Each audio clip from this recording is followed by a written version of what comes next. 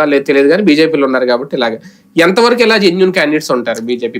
Bharatiya Janata party అధినాయకత్వం తమ పార్టీలో ఉన్న వాళ్ళని అది కొత్తగా వచ్చారు కాబట్టి అనేవి అవాయిడ్ చేయట్లా. బలమైన లీడర్లు కానీ తమ పార్టీ నాయకులుగానే చూస్తోంది కానీ బయట నుంచి వచ్చారు కాబట్టి అని పక్కన పెట్టట్లేదు. ఫర్ ఎగ్జాంపుల్ కన్నా లక్ష్మణానికి రాష్ట్ర అధ్యక్షుడు ఇచ్చినప్పుడు బయట నుంచి వచ్చిన ఆయనే కదా, మళ్ళీ వెళ్ళిపోలేదా? టీడీపీ బ్రాండ్ మరి ఆ లెక్కను చూసుకుంటే కన్నా లక్ష్మీనారాయణకి ఇచ్చిందిగా, అట్లాగే పురంధేశ్వరి బయట నుంచి వచ్చిన ఆవిడే కదా, కానీ పార్టీని నమ్ముంది అనేసి కంటిన్యూ చేస్తున్నారు కదా. భారతీయ జనతా పార్టీ అధినాయకత్వం దృష్టిలో మన పార్టీలో ఉన్నోళ్ళు మనోళ్లే తప్పించి బయట నుంచి వచ్చారు కాబట్టి కొత్తోళ్ళు కాబట్టి వీళ్ళని నమ్మలేమనేటువంటి ఆలోచన ఏం లేదు దానికి.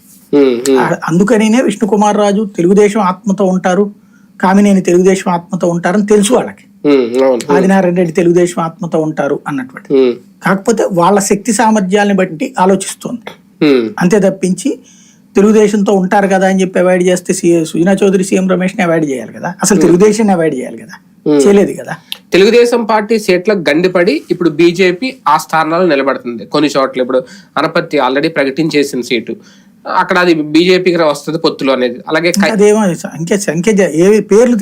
పేర్లు తేల్చలేదు అంటే నియోజకవర్గాలు దాదాపుగా ఫైనల్ అయినాయి కదా, కైకలూరు అది వీళ్ళు ప్రచారంలో ఉన్నది కానీ ఫైనల్ లిస్ట్ వచ్చేదాకా ప్రచారమే.